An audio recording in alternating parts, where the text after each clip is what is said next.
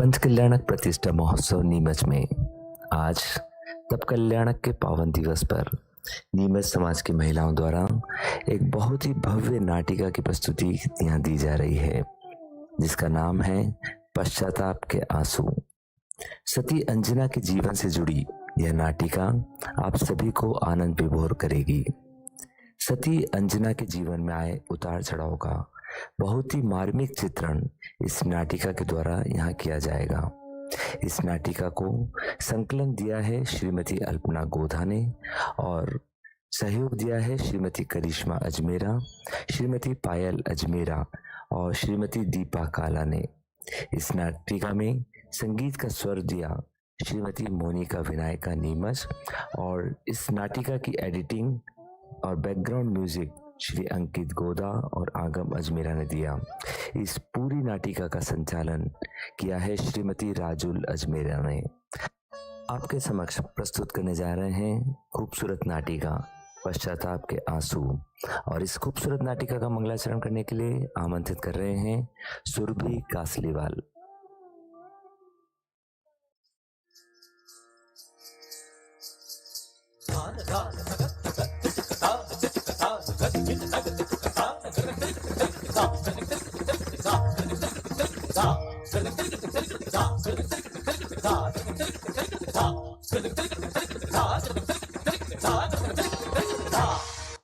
अर्हन्तो भगवन्त इन्द्रमहितः सिद्धाश्च सिद्धीश्वरः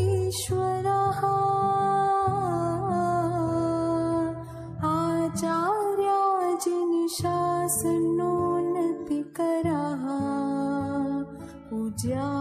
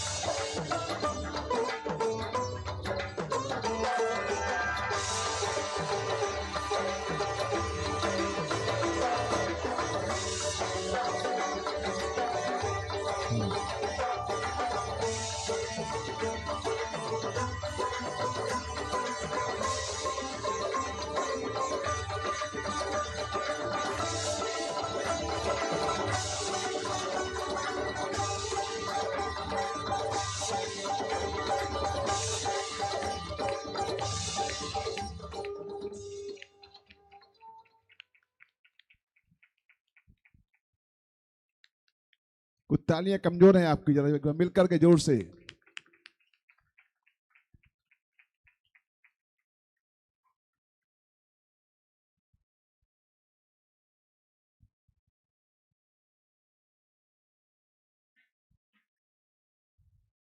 बिना किसी ब्रेक के ये कार्यक्रम आगे बढ़ रहा है। पश्चाताप के आंसू, एक ऐतिहासिक पौराणिक कथा का जीवंत प्रदर्शन यहाँ किया जा रहा है, जिस कथा में हमें महापुरुषों के जीवन की प्रेरणा मिलेगी। धैर्य, साहस, जिन धर्म से के प्रति अटूट विश्वास, ये सारे गुण जिस कथा में है, ये सुंदर कथा का यहाँ पर जीवंत प्रदर्शन किया जा रहा है। नीमच महिला मंडल के सदस्यों के द्वारा सुंदर तैयारी की गई है।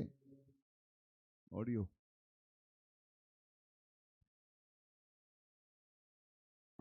का महापर्व चल रहा है। इसी पावन अवसर पर महेंद्रपुर के राजा महेंद्र, महारानी व अपनी पुत्री अंजना के साथ और आदित्यपुर के महाराजा प्रहलाद, महारानी व पुत्र पवन कुमार के साथ भावों की निर्मलता बढ़ाने के लिए जिन बिंबों के दर्शन पूजन करने के लिए मानसरोवर के तट पर पहुंचते हैं। कैलाश पर्वत पर मंदिर के दर्शन पूजन से निर्वत होकर बाहर आते हैं, तभी दोनों की दृष्टि एक दूसरे पर पड़ती है।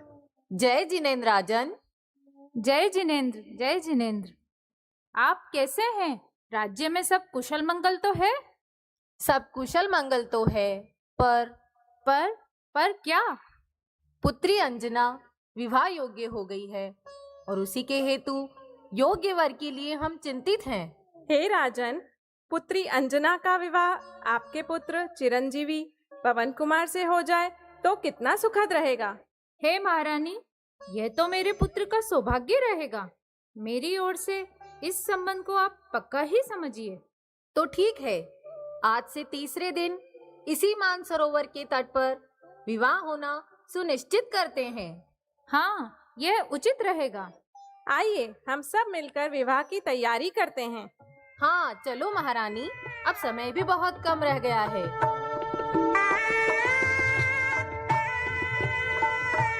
विवाह की तिथि निश्चित होते ही राजा प्रहलाद अपनी महारानी केतुमती को यह शुभ समाचार देने महल पहुंचते हैं। सुना महारानी तुमने? राजा महेंद्र अपनी महारानी के साथ उन सामने के महलों में ठहरे हैं। रानी हरदेवेगा और राजकुमारी अंजना भी उन्हीं के साथ है। अंजना अब पूर्ण यौवन को प्राप्त हो चली है। महाराज उसके विवाह के लिए चिंतित हैं।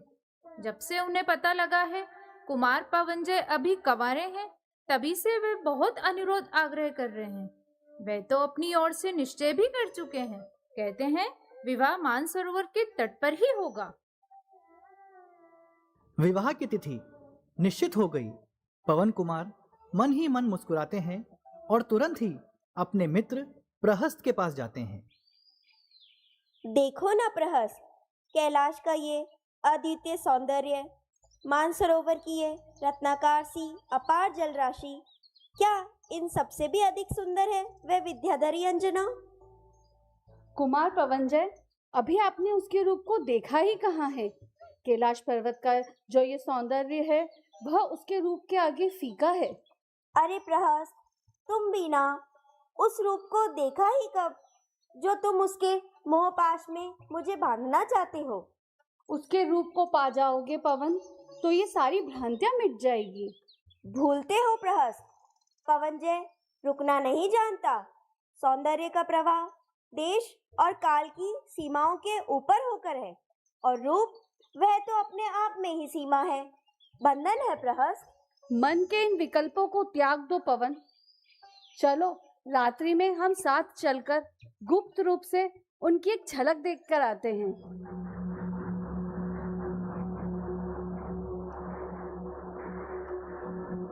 दोनों गुप्त रूप से अंजना से मिलने के लिए उसके महल पहुंचते हैं। प्रहस्त को नीचे खड़ा करके पवन कुमार अंजना के कक्ष तक पहुंचते हैं। वहां अंजना अपनी सखियों के साथ बातें कर रही है। क्या बात कर रही है, चलिए सुनते हैं। ओहो अंजना, नाम आते ही गायब हो रही हो।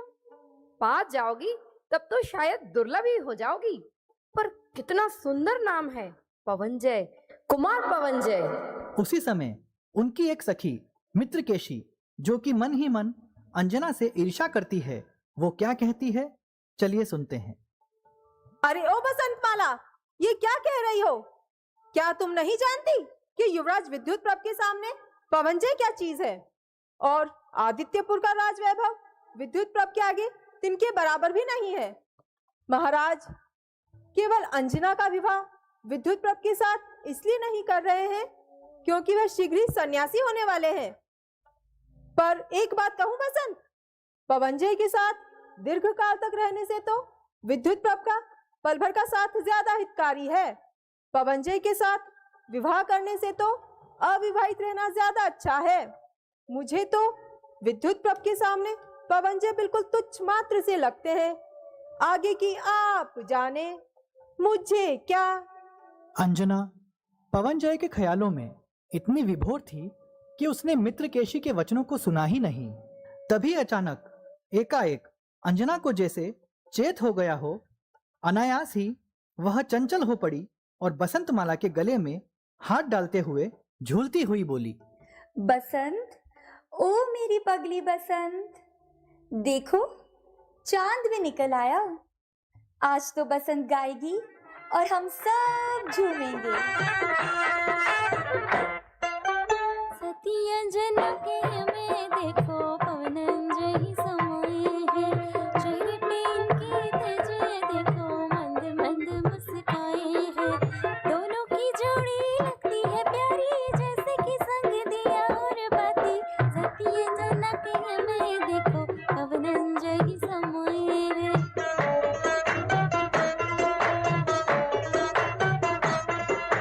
खुश हो रहे हैं घराती बराती, ढोल नगाड़े बजाएंगे। खुश हो रहे हैं घराती बराती, ढोल नगाड़े बजाएंगे। कैलाश माने सरोवर पर जाकर दोनों ये शादी रचाएंगे। सती अंजना के में देखो पवनंजय ही समाये हैं। पवनंजय ही समाये। सभी हंसते खिलखिलाते चली जाती है।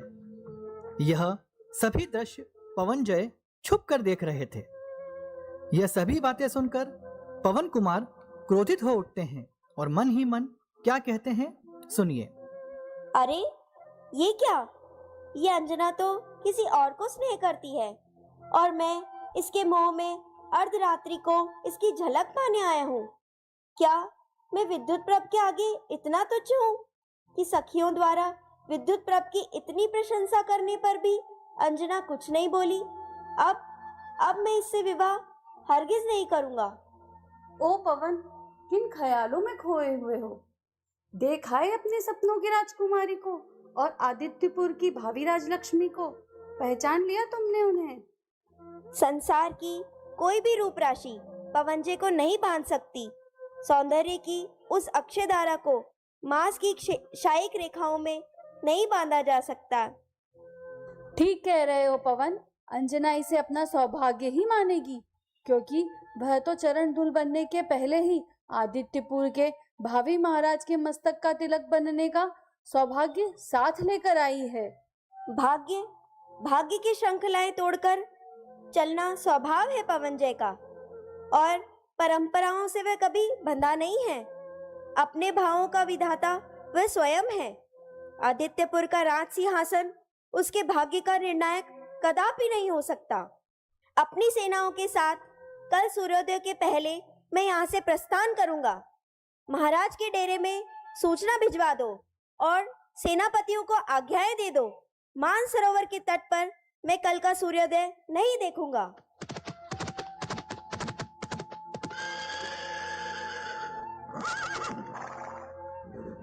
इधर पवन कुमार को सेना के साथ कूच करते देखकर बसंतमाला दौड़ती हुई आती है और अंजना से क्या कहती है सुनो। अंजन, अंजन, कुमार पवनजय अपनी सेना को साथ लेकर अकेले ही प्रस्थान कर गए हैं। कारण? ठीक कारण तो ज्ञात न हो सका, पर मध्य रात्रि में महाराज प्रहलाद के पास सूचना आई कि कुमार ने अपनी सेना को कूच करने की आज्ञा दे दी है। उसी समय महाराज ने अपना अनुचर भेजकर कुमार को बुलवाया, पर वे तो अपने डेरे में ही नहीं है। उनके सखा प्रहस्त से केवल इतना ही पता चला कि पवनजय के क्रोध का कारण कुछ गंभीर और असाधारण है। क्या पिताजी को ये संदेश मिल गया है बसंत? हाँ, महाराज महेंद्र महाराज प्रहलाद के साथ पवनजय को वापस लाने गए हैं। बांध कर मैं उन्हें नहीं रखना चाहती बसंत। जाने को ये दिशाएं खुली है, पर हाँ, सहयोग की रात जब लिखी होगी तो वे देशांतर से उड़कर आएंगे, और इसमें मुझे जरा भी संदेह नहीं है। इधर पवन कुमार को रोकने के लिए राजा महेंद्र, राजा प्रहलाद और मित्र प्रहस्त चले जाते हैं और क्या वार्तालाप करते हैं सुनिए। रुको पवनजय, रुको। कौन है जिसने कुमार पवनजय को रोकने का दुस्साहस किया है? ठहरिए राजन, मेरे ख्याल से अकेले प्रहस्त को ही भेजना उचित रहेगा, क्योंकि मैं जानता हूँ कि प्रहस्त यदि पवनजय को न लौटा सके तो फिर विश्व की कोई भी शक्ति कुमार को नहीं लौटा सकती। जाओ प्रहस्त, अपने मित्र को लेके आओ। ठहरो ठहरो पवन, ठहरो, पहले मेरी बात सुनते जाओ। तुम्हारे गौरव के शिखरों को छूने के लिए ये प्रहस्त अब बहुत छोटा पड़ गया है पवन, और मैं वैसे भी कोई दुस्साहस करने नहीं आया हूँ, पर यह याद दिलाने आया हूँ कि अपने से ही हार कर भाग रहे हो पवन। क्षत्रिय का वचन कभी टला नहीं है, पर विवाह को लेकर परसों रात महादेवी से तुमने क्या कहा था, याद करो। उसके भी ऊपर होकर यदि तुम्हारा यही मार्ग है तो संसार की कौन सी शक्ति है जो तुम्हें रोक सकती है? वह मोह था प्रहस्त, मन की क्षणभंगुर उमंग, भावुकता में निकलने वाला वचन निश्चय नहीं हुआ करता। मुझे मत रोको प्रहस्त, मेरे मन को बड़ा आघात लगा है। कल तक जो मेरे जीवन में पूर्णिमा की रात थी, वह अब अमावस का अंधेरा छा गया है। प्रमाद की वह मोहन शैया पवनजय बहुत पीछे छोड़ आया है। कल जो पवनजय था वह आज नहीं है। तो जाओ पवन, तुम्हारा यह मार्ग मेरी बुद्धि की पहुंच के बाहर है, पर एक बात मेरी भी याद रखना, तुम स्त्री से भागकर जा रहे हो, तुम अपने आप को ही दुखी कर रहे हो पवन। तुम्हें तो अंजना से विवाह करके सुखी जीवन जीना चाहिए, यही जीवन का मार्ग है। मार्ग है? विवाह? स्त्री? क्यों, यही कहना चाहते हो प्रहस्त? हाँ पवन, यह जीवन के मार्ग की अनिवार्य कसौटियां हैं। इन तोरणों को पार करके ही जीवन के अंतिम छोर तक पहुंचा जा सकता है। और वह चरम प्राप्ति विवाह और स्त्री के बिना संभव नहीं है, क्यों, है ना प्रहस्त? हाँ, मैं मानता हूँ कि विजेता और उनकी चरम प्राप्तियां विवाह से बाधित नहीं है, पर यदि विवाह अनिवार्य होकर उसके मार्ग में आ ही जाता है तो उसे करना अनिवार्य ही होता है। नहीं, अंजना को छोड़कर नहीं जा सकता। मृत्यु की तरह अनिवार्य सत्य है ये। क्या मैं भाग रहा हूँ स्त्री से हार कर, भयभीत होकर, कातर और त्रस्त होकर? नहीं नहीं, हरगिज नहीं। अब मैं अंजना से विवाह करूंगा, सिर्फ संसार को दिखाने के लिए। उसके रूप के गर्व को चूर चूर नहीं किया तो मेरे जीवन की सार्थकता नहीं। आखिर इस अपमान का बदला मुझे लेना ही होगा। इससे अच्छा अवसर और क्या होगा? मान सरोवर के तट पर अपनी विजय पताका का पहला शिला चिन्ह गाड़ चलते हैं। पुनः लौट चलो सेनापति। जैसे ही पवन कुमार विवाह की सहमति देते हैं, उधर राजमहल में तैयारियां जोर शोर से प्रारंभ हो जाती है और वह क्षण आ ही जाता है जब पवन और अंजना विवाह की बेड़ी में बंधने जा रहे हैं। मंगलम भगवान वीरो, मंगलम गौतमो गणी, मंगलम कुंद कुंदाद्यो, जैन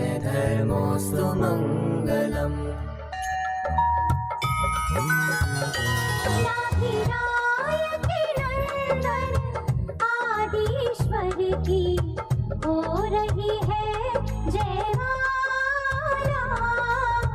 हो रही है जयमाला।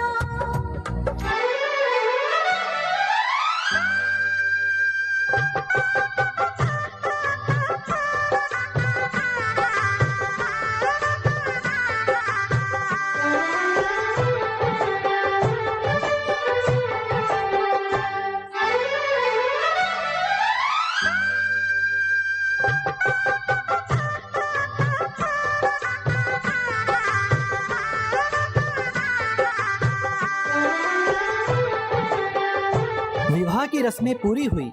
अंजना, पवन कुमार और सास केतुमती तीनों वार्तालाप करते हैं। कितनी सुंदर है मेरी बहुरानी। चंद्रमा में तो दाग है, पर अंजना तो बिल्कुल बेदाग, मासूम सी। मेरे पवन के तो भाग्य ही खुल गए। अंजना विवाह की रस्मों से और यात्रा से थक रही होगी, इसे इसके कक्ष तक पहुंचा दिया जाए। और अब प्रहस्त, तुम भी अपने मित्र को विश्राम के लिए कक्ष तक छोड़ आओ।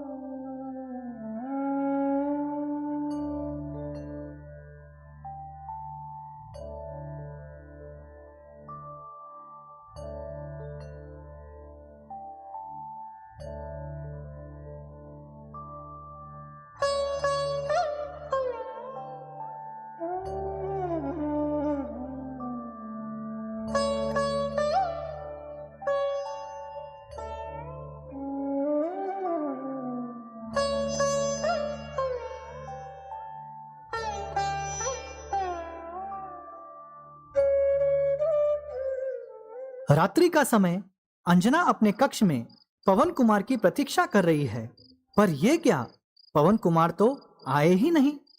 अंजना निढाल होकर गिर पड़ी। कुमार नहीं आए और अब नहीं आएंगे। कुमार का ऐसा निर्णय अगले ही दिन अंजना के पास आ गया। प्रातः काल की बेला है। अंजना का मन उदास है। वह मन बहलाने के लिए फूलों से खेलती है। तभी सखी बसंतमाला वहां आ जाती है। तेरा बचपन अभी छूटा नहीं अंजन, जो इन नन्ही नन्ही फूल पत्तियों से खेलने में लगी है कि स्नान करना ही भूल गई। ऐसे ही अपनी बाल क्रीड़ाओं में रत होकर किसी दिन कुमार पवनजय को न भूल जाना, नहीं तो अनर्थ हो जाएगा। मुझे कुछ मालूम नहीं है बसंत। पता नहीं क्यों ये लताएं सहज ही मुझसे आके लिपट रही है। सोचती हूँ कौन सा प्यार है जो इस प्यार से भी बड़ा हो सकता है। क्या मनुष्य का प्यार इससे भी बड़ा होता है बसंत? पर मैं क्या जानूं, इनसे परे इस क्षण मेरे लिए और कुछ भी नहीं है, क्योंकि अभी तक मैंने उस प्यार को महसूस ही नहीं किया है बसंत। अंजना, तेरे आलिंगन का स्पर्श ही न पा सका वह अभागा पुरुष, तभी तो बिना सोचे समझे तुझे ठोकर मारकर चला गया। यह कहते कहते बसंत अंजना को अपने सीने से लगा लेती है। भूल हो गई है बसंत मुझसे। मैंने अपनी आंखों से देखा था कल रात उस इंद्रनील शिला के फर्श में, जो अपने सुख सुहाग के गर्व को पहचान न सकी। मैं ही अभागिन थी वह बसंत। और मैंने देखा वे आलोक के चरण आ रहे हैं, पर मैं उन तक पहुंच न सकी। देखो ना, वे तो चले ही आ रहे हैं, पर मैं चूर चूर हुई जा रही हूँ बसंत, चूर चूर हुई जा रही हूँ। अंजन, मेरी प्यारी अंजन, ये क्या हो गया तेरे साथ मेरी अंजन? पर बसंत, भूल मुझी से हुई है। बार बार तुमसे मन की बात कहना चाहिए, पर कह ना सकी। ऐसा क्या अपराध हो गया है मुझसे, जो 2 दिन से मेरे प्राणनाथ मुझसे मिलने ही नहीं आए? क्या मैं इतनी योग्य भी नहीं हूँ? चुप चुप चुप कर अंजनी। यह राजमहल कुमार के बिना कितना सूना सूना है। संयोगों के बिना शांति का अनुभव होता है बसंत, सूनेपन का नहीं। दुनिया की नजरों में अंजना असहाय जरूर है, मगर आप हमें इतनी कमजोर एवं रक्षा का पात्र मत समझना। इधर अंजना अपने मन की पीड़ा बसंत को सुना रही है। उधर पवन कुमार भी अपनी माता केतुमती के कक्ष में चले जाते हैं। प्रणाम माता। आओ आओ पवन, आओ बैठो। क्या बात है माते, आपने मुझे याद किया? क्या बात हुई पवन, माँ से छुपाओगे? मेरे जी की सौगंध है तुम्हें। अपने बेटे को नहीं पहचानती हो? अपने ही अंतरंग में झांक कर देखो, अपनी ही कोख से पूछ कर देखो, मुझसे क्यों पूछ रही हो? बेटा, अभागनी माँ की ऐसी कठोर परीक्षा ना लो। यदि अपराध तुम्हारी जानकारी में हो गया हो तो उसे क्षमा कर दो। शायद तुम्हारी माँ होने योग्य नहीं थी मैं अभागन, इसी से तो नहीं समझ पा रही हूँ। माँ, बेटे को और अपराधी ना बनाओ, मुझे क्षमा कर देना। कहने को अब मेरे पास कुछ नहीं है। पवन, यह क्या हो गया कि मैं तुझे पहचान नहीं पा रही हूँ? मेरी कोख कुंठिल हो गई है, मेरा अंतरंग शून्य हो गया है। अपनी माँ के हृदय पे विश्वास करो पवन, वह तुम्हारे मन की बात अंतिम दिन तक छुपाए रहेगी। कहीं भी जाओ, चाहे मौत से खेलने जाओ, मुझसे कह के जाना, जी सदा तुम्हारी होगी। अपना दुख माँ से कहने में हार नहीं होगी बेटा, कहो बेटा कहो। माँ, ये सब क्या हो रहा है? मैं समझ नहीं पा रहा हूँ। मैं अंजना से विरक्त हो गया हूँ। मुझे खुद समझ नहीं आ रहा है कि मैं अंजना का मुख भी देखना नहीं चाहता हूँ। पर माँ, मेरे मन को आघात लगा है। क्या सौंदर्य ही सब कुछ होता है? इस सौंदर्य के आगे मेरी भावनाएं हावी हो रही है। अंजना और मिश्र केशी का वार्तालाप आज भी मेरे कानों में गूंज रहा है। अब मैं उसके साथ नहीं निभा पा रहा हूँ माँ, मैं नहीं निभा पा रहा हूँ। इतना कहकर पवन कुमार ने माँ के चरणों में सर रख दिया और माँ की आंखों से अश्रुधारा बह गई। नहीं पुत्र, ऐसी निराशजनक बात मत करो। मैं अंजना के कक्ष में जाकर उससे बात करती हूँ, जरूर ही इसका हल निकलेगा। मैं अभी अंजना के पास जाती हूँ। इस प्रकार 22 वर्ष बीत गए, पर पवन कुमार ने अंजना को नहीं अपनाया। समय बीतता गया। एक दिन प्रातःकाल अंजना अपने महल में बैठी हुई है, तभी उसकी सास केतुमती वहां आती है। प्रणाम माताजी, सब कुशल मंगल तो है? आज यहाँ कैसे आना हुआ? देखती हूँ बेटी, तुम्हारा चित्त महल में नहीं है। कुल के परिजनों से नाता स्नेह नहीं रहा, पर वह तो हमारा नियति का दोष है। घर का जाया जी जब अपना ना हो सका तो तुम तो पराए घर की लड़की हो। कौन सा मुंह लेकर तुम्हें अपने होने का कहूँ। तब तुम्हारे निकट आने को बाध्य हुई हूँ। बहुत दिन हो गए, तुम्हारी राह देखी, संदेश भेजा, पर वह तुम तक पहुँच ना सके। तब और क्या चारा था। और अब तुम आदित्यपुर की भावी महारानी हो, तुम ग्रामीणों के बीच में भटकती हो। क्या यही कुल की मर्यादा है? माताजी, पति के इतने वर्षों का वियोग क्या किसी अपराध से कम है? पति के द्वारा ठुकराई हुई स्त्री का इससे बड़ा अपराध और क्या हो सकता है? फिर भी किसी प्रकार की मर्यादा का उल्लंघन मुझसे हुआ हो तो मुझे क्षमा कीजिए। वैसे भी मेरा यहाँ रहना सर्वथा अनुचित होगा, अपने लिए भी और उनके लिए भी। जितनी जल्दी हो सके मैं शीघ्र ही यहाँ से चली जाऊंगी, अपने पिता के घर, जहाँ सदा के लिए उनके द्वार मेरे लिए खुले हैं। ठीक है, जैसा तुम्हें ठीक लगे। केतुमती दनाते हुए चली जाती है और अंजना की आंखों से अश्रुधारा बह निकलती है।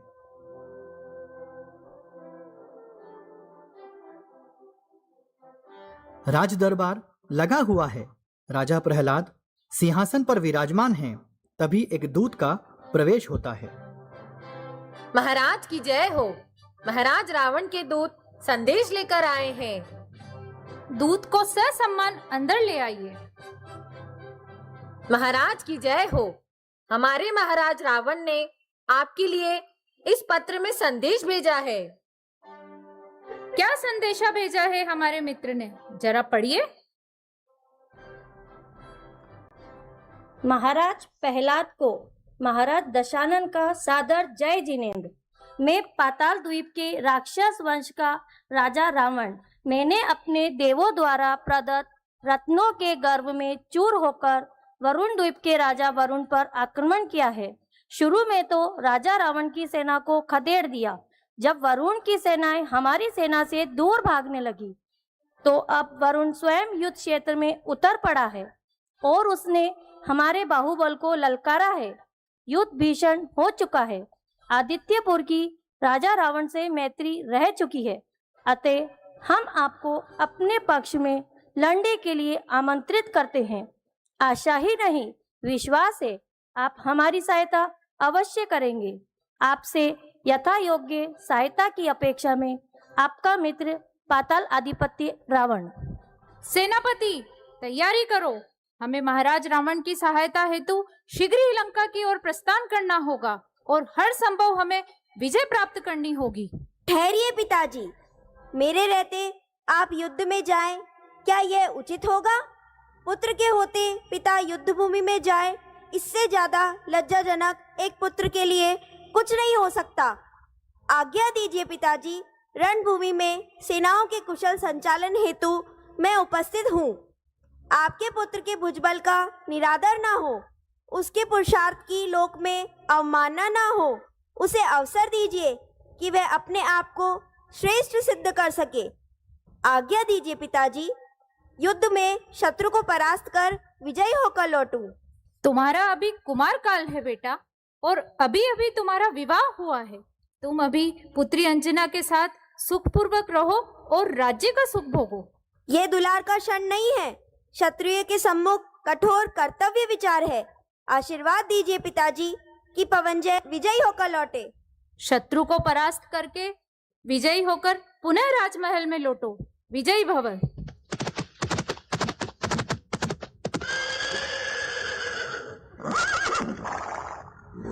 पिता से आज्ञा लेकर पवन कुमार अपनी सेना लेकर मानसरोवर पर युद्ध के लिए पहुंच जाते हैं। संध्या के समय सरोवर के किनारे पर बैठे हैं, तभी एक घटना घटती है। क्या घटना घटती है, चलिए देखते हैं। ओह, वर्षों पहले इसी मानसरोवर के तट पर अंजना के साथ मैंने विवाह रचाया था। उस सौंदर्य की मूर्ति की एक झलक भी तो मैंने यहीं देखी थी। मैं अभागा किस जन्म के विषम अंतराय लेकर आया हूँ, और अंजना से मिले कितने वर्ष हो गए हैं, शायद 20-22। कितनी रातें मेरे विरह में तड़पी होगी वह। यह चकवी तो एक रात भी अपने प्रियतम का वियोग नहीं सह पा रही है। ओह, अंजना कैसे रही होगी मेरे बिना इतने वर्ष। अचानक उनकी तंत्रा टूटती है और उन्होंने अपने आप को मानसरोवर के तट पर अकेला पाया और उठकर अपने मित्र के पास जाते हैं। प्रहस्त, प्रहस्त, कहाँ हो तुम? ओ पवन, इतना व्याकुल क्यों हो रहे हो?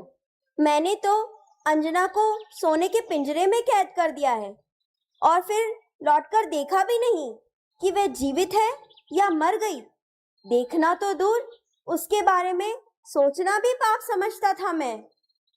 पवन, तुमने अंजना के सौंदर्य को पहचाना ही कब था? पता नहीं तुम्हारे अंतरंग में अंजना के प्रति इतनी घृणा इतने लंबे समय तक कैसे रही? नारी के सौंदर्य के आगे तो अच्छे अच्छे ऋषि मुनि भी हार जाते हैं, लेकिन तुम तो पाषाण के भी पाषाण निकले। पर विचलित न हो पवन, तुम्हारे लिए अंजना के हृदय द्वार हमेशा खुले हुए हैं।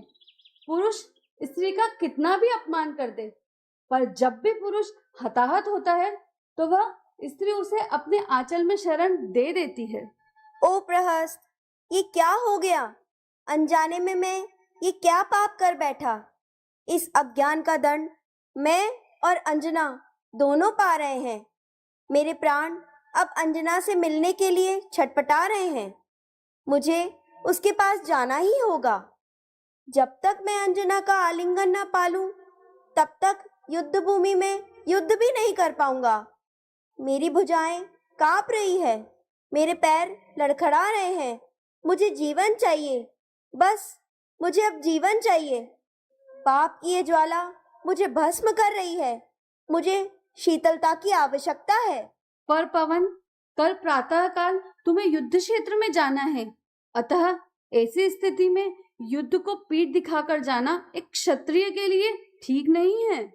ओ प्रहस्त, अब जीवन की अंधेरी रातें मुझसे सहन नहीं हो रही है। कोई ऐसा उपाय करो कि आज मैं अंजना से मिल सकूं। प्रहस्त, तुम ही मेरी इस उलझन का समाधान कर सकते हो। अब तो एक ही रास्ता है पवन।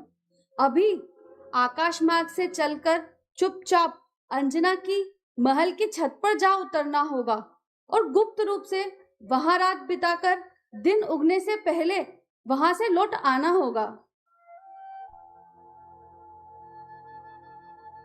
दोनों विमान में बैठकर अंजना के महल की तरफ चल दिए।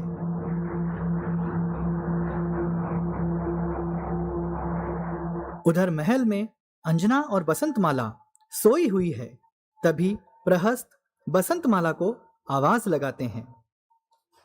देवी, देवी बसंतमाला, देवी। आप इस समय यहाँ कैसे? कुमार पवनजय आए हैं। इसी क्षण देवी अंजना से मिलना चाहते हैं। उधर खिड़की पर प्रतीक्षा में खड़े हैं। कुमार पवनजय, क्या कहते हैं आप? वे यहाँ इस समय कैसे? हाँ, कुमार पवनजय आए हैं। युद्ध को राह में छोड़कर गुप्त यान से आए हैं और अभी के अभी देवी अंजना से मिलना चाहते हैं। विलंब और प्रश्न का अवसर नहीं है। देवी को जाकर सूचित करो और तुरंत उनका आदेश मुझसे आकर कहो। हाँ, मैं अभी जाती हूँ।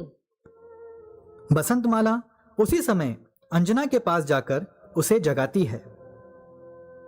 उठो अंजना, एक जरूरी बात कहनी है। उठो। कौन? बसंत, क्या हुआ इस समय? अंजना, कुमार पवनजय आए हैं। वे अभी के अभी इसी क्षण तुमसे मिलना चाहते हैं और उस ओर के झरोके पे तुम्हारी प्रतीक्षा कर रहे हैं। बाहर प्रहस्त खड़े हैं। वे तुम्हारा आदेश सुनना चाहते हैं। वे आए हैं? ये क्या हो गया है तुम्हें बसंत? अब तुम भी मुझसे हास्य करने लग गई। मुझे कुछ नहीं हुआ अंजन। प्रहस्त स्वयं बाहर खड़े हैं। उन्होंने ही अभी अभी आके मुझे जगाया और कहा कि युद्ध को राह में छोड़कर कुमार गुप्त यान से केवल तुमसे मिलने आए हैं। अवसर की गंभीरता को समझो अंजन। बोलो, क्या जवाब दूं? वे आए हैं युद्ध की राह से लौटकर मुझसे मिलने? भाग्य देवता को मजाक सूझा है क्या बसंत, कि नींद से जगाकर वे अभांगिनी अंजना के वर्षों सोए दुख का मजाक उड़ा रहे हैं? समझी, अब समझी मैं बसंत। तुम्हें भी मेरे कारण ऐसे ही सपने सताते हैं ना? स्वप्न नहीं है देवी, और न ही कोई हास्य है। प्रहस्त का अभिवादन स्वीकार करे देवी। कुमार पवनजय उस ओर प्रतीक्षा में खड़े हैं। वे आपसे मिलने आए हैं और आपकी आज्ञा चाहते हैं। मुझसे मिलने आए हैं वे और मेरी आज्ञा चाहते हैं? पर मेरे पास है ही कहाँ वह तो उन्हीं के पास है। सारी आज्ञाओं के स्वामी हैं वे। अंजना का यदि हास्य करने में उन्हें खुशी होती है तो इसे मैं अपना सौभाग्य मानूंगी। कुमार पवनजय, देवी अंजना तुम्हारी वहां प्रतीक्षा कर रही है। अति शीघ्र जाओ। पवन और अंजना दोनों एक दूसरे के आमने सामने हैं। पवन कुमार के हाथ पैर कांप रहे हैं। अपना ही भार संभालने का बल उनके पैरों में अब नहीं है। तुम्हें याद आए मैं पुण्य घड़ी है। तुम्हें याद आए मैं पुण्य घड़ी है।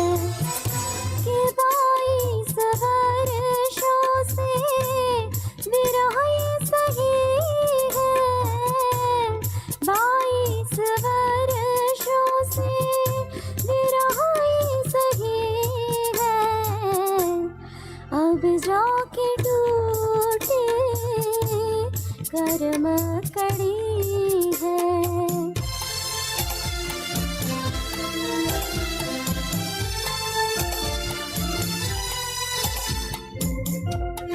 क्या कहूँ क्यों मैं भूला तुम्हें ओ प्रिय, विरह गाने में मैं भी जला अंजने, मगर चकवा चकवी को जब मैंने देखा, मगर चकवा चकवी को जब मैंने देखा, प्यार का झरना हृदय मेरे उमड़ा, प्यार का झरना हृदय मेरे उमड़ा। ये 22 वर्षों से विरह सही है, 22 वर्षों से विरह सही है, अब जाके टूटे कर्म कड़ी है।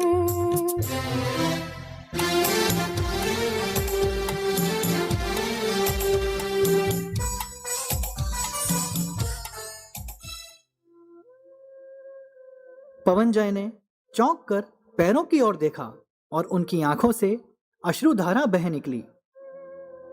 जन्म जन्म के अपराधी को और अपराधी ना बनाओ, उसके अपराध को मुक्ति दो, उसके अभिशाप को मुक्त कर दो। कहीं जन्म धारण करके भी इस पाप का प्रायश्चित शायद ही कर सकूं। ऐसा निदारुण पापी यदि हिम्मत करके शरण आ गया है तो क्या उस पर दया कर सकोगी? नहीं प्राणनाथ, ऐसे मत बोलिए। मत रोको, मत पहुंचो उन्हें, बह जाने दो। जन्मों के संचित दूर अभिमान के इस कालुष को चूक जाने दो।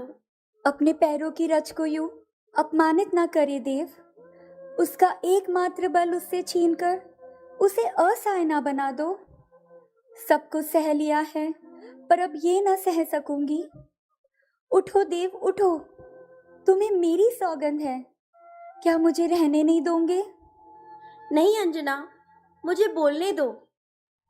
आज एक बार तो पूछो, इस पाषाण हृदय में मोम सी कोमल अंजना को आखिर ऐसी सजा क्यों दी? अब क्या मैं इस लायक भी नहीं बचा कि अपने दोषों का पश्चाताप कर सकूं? नहीं नहीं, इसमें आपका कोई अपराध नहीं है। मैंने ही पूर्व भव में 3 लोक के निर्दोष परमात्मा में दोष देखा था। अब उसका फल तो मुझे भुगतना ही पड़ेगा। अब तो मेरी केवल एक ही भावना है कि अपने इस निर्दोष परमात्मा को स्वीकार करके किसी के भी दोष देखने की शक्ति ही ना रहे।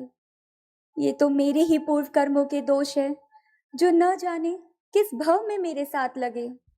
तो तुम्हें मुझसे कुछ भी नहीं पूछना? समझा, तुम्हारे अभियुक्त होने का पात्र भी नहीं हूं मैं। आज फिर वैसे ही कठोर परीक्षा लोगी? मेरे अपराध को मुक्ति दो अंजन, नहीं तो ये ज्वाला मुझे भस्म कर देगी। मेरा मर्म बिंद दो, तोड़ दो। जन्म जन्म के इस पापी को अपने चरणों में विसर्जित कर लो। एक बार तो पूछो अपने इस पाषाण पति से, ऐसा क्या अपराध था तुम्हारा जिसके लिए ऐसी कड़ी सजा दी तुम्हें? ऐसी बातें मन में लाकर अब और दूर ना करो कुमार। मैं तो अज्ञानी हूँ, बस इतना ही जानती हूँ कि तुम्हारी हूँ, आदि काल से तुम्हारी हूँ और तुम्हारी ही रहोगी। कितने ही भवों में कितनी बार संयोग और वियोग हुआ है, उसकी कथा तो अंतर्यामी ही जाने। दुख और अंतराय की रात बीत गई, अब उसका सोच कैसा? खोकर इसी जीवन में फिर तुम्हें पा गई हूँ, यही क्या कम है? दोष किसी का नहीं है, आत्मा के ज्ञान दर्शन पर मोहिनी कर्म का आवरण जब तक पड़ा है तब तक तो ये आवागमन और संयोग वियोग चलता ही रहेगा। पर मिलन का ये दुर्लभ क्षण यदि आ ही गया है तो इसे खो ना बैठे देव। आज तो मुहूर्त आ ही गया है, उसी में क्यों ना हम ऐसे मिल जाए कि फिर कभी बिछुड़ना ही ना पड़े। पर अपराध तो मेरा ही है ना अंजन। इसी से तो वह मेरे आड़े आ रहा है और तुम तक वह मुझे पहुंचने नहीं दे रहा। तुम चाहे जितना ही मुझे अपने पास क्यों न खींचो, पर मेरे पैरों में जो ये बेड़ियां पड़ी है पहले उन्हें खोलो, तभी तुम्हारे पास मैं पहुंच सकूंगा। उसके बिना छुटकारा नहीं है। अपना ही प्रेम जब शत्रु बन बैठा तो वो मेरे ही तो कर्म का दोष था। आज भाग्य जागा कि तुम आए। कल्प कल्प की बिछड़ी अपनी इस आत्मा को छोड़कर अब चले मत जाना देव। जानता हूँ तुम मेरी प्रियतमा हो, चिरकाल से तुम मुझे स्नेह करती आई हो, पर वह सौभाग्य का क्षण आ ही गया है कि मैं तुम्हें अपने हृदय की रानी बनाऊं। इस दुस्साहस के लिए क्या तुम मुझे क्षमा कर दोगी? मुझे क्षमा कर दो अंजन। ये क्या कर रहे हैं आप? सुबह का भूला हुआ घर लौट आए शाम को। माफ कर दो अंजना मेरी खता अभिमान को। जाने अनजाने में भूलें हमसे जो भी हो गई हो, तुम क्षमा की मूर्ति हो, कर दो क्षमा नादान को।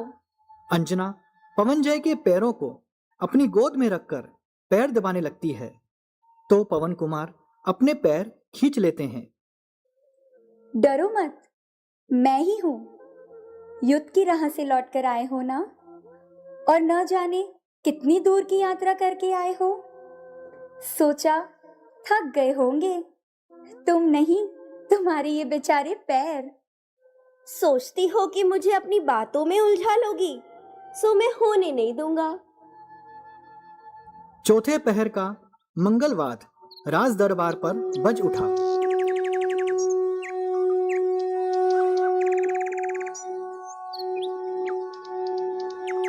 पवन जय गहरी नींद में सो रहे हैं।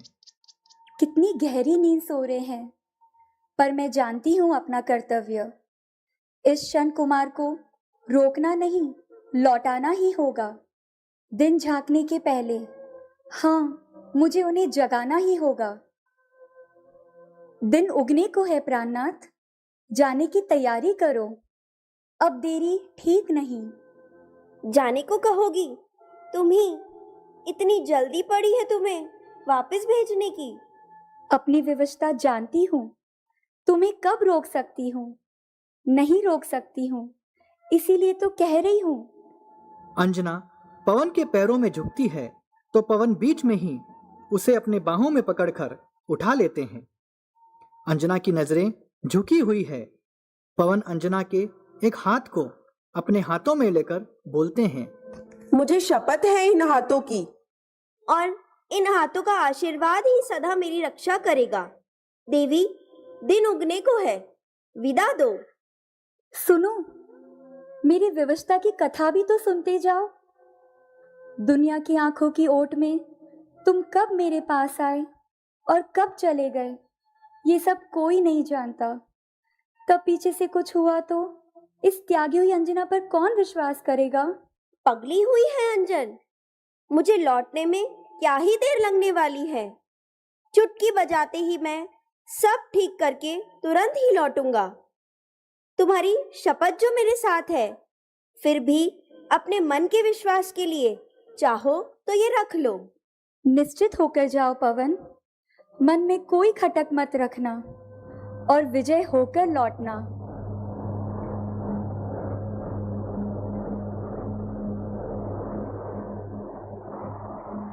दिन बीत रहे हैं। प्रतीक्षा की वेदना दिन प्रतिदिन गहरी हो रही है। अंजना के शरीर में गर्भवती होने के चिन्ह प्रकट होने लगे हैं। बसंत उसे दुनिया से छिपाकर रखने लगी तो अंजना क्या कहती?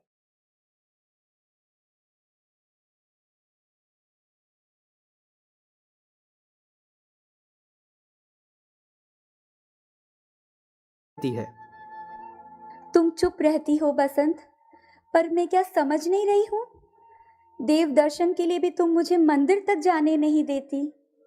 ऐसे डर कर कितने दिन चल सकूंगी? मुझे भय भी नहीं है और लज्जा भी नहीं है कि उनकी दी हुई धरोहर की अवज्ञा करूं, उनके दिए हुए पुण्य को पाप बनाकर छुपाती फिरूं। ये मुझसे नहीं हो सकेगा बसंत। मैंने कोई अपराध थोड़ी ना किया है। पर दुनिया तो इतना ही जानती है ना कि कुमार पवनजय ने अंजना को कभी नहीं अपनाया। उन्होंने तुम्हें पहले दिन से ही त्याग दिया था। तुम्हारे और उनके बीच की राह जो सदा के लिए बंद हो गई थी, इसकी परे की बात ये दुनिया क्या जाने। कैसी बातें करती हो बसंत?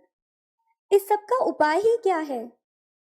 मुझे क्या घूम घूम कर इसका प्रदर्शन करना होगा? और अगर कर भी लिया तो दुनिया क्या उसे सच मान लेगी?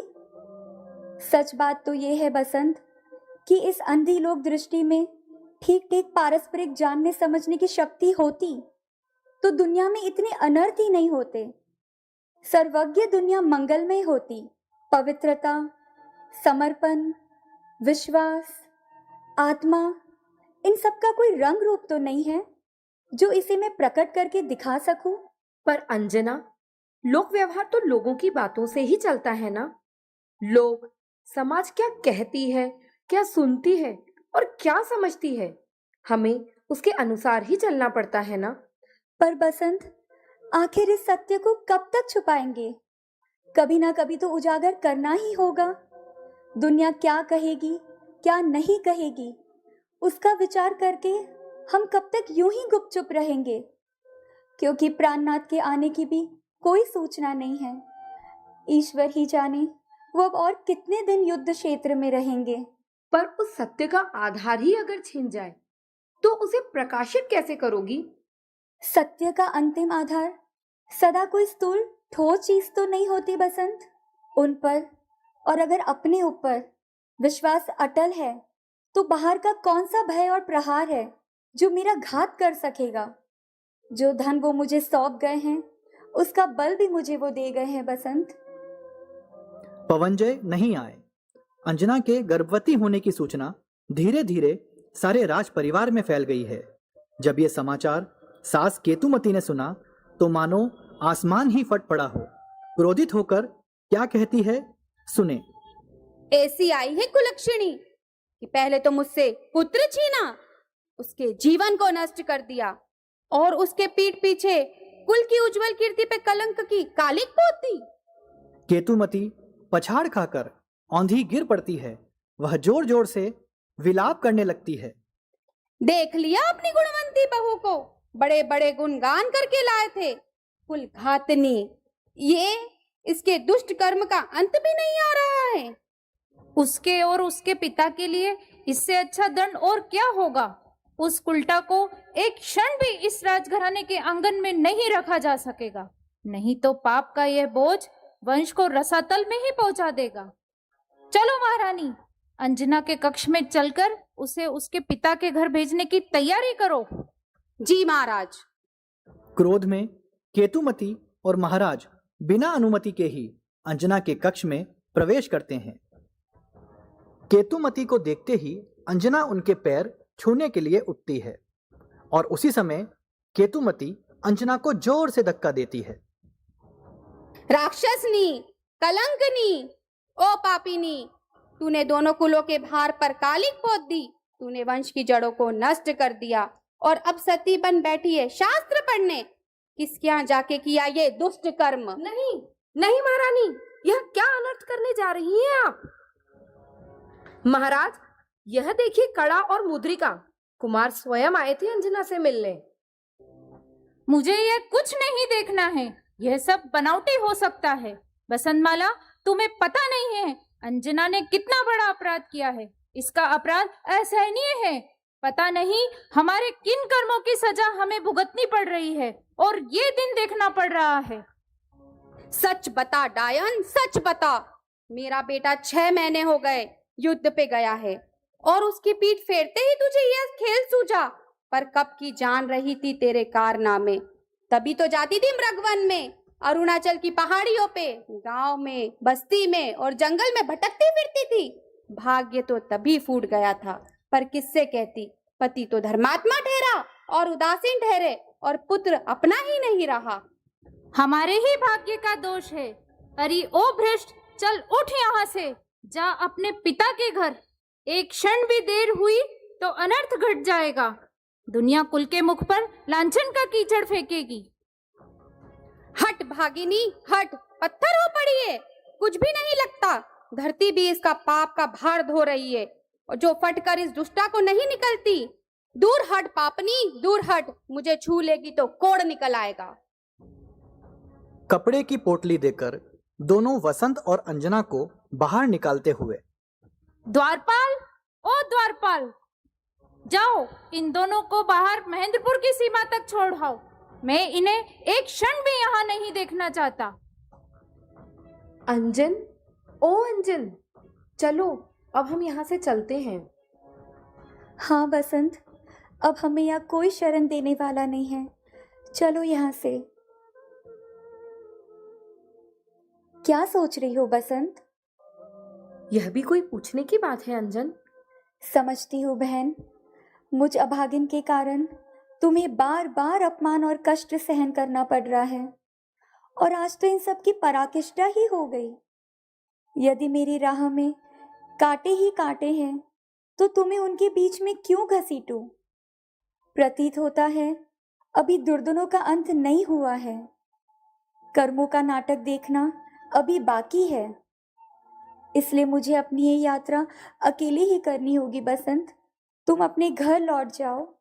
विश्वास रखना, तुम्हें अन्यथा नहीं समझूंगी। मेरे साथ तुम्हारा स्नेह ऐसे ही बना रहेगा।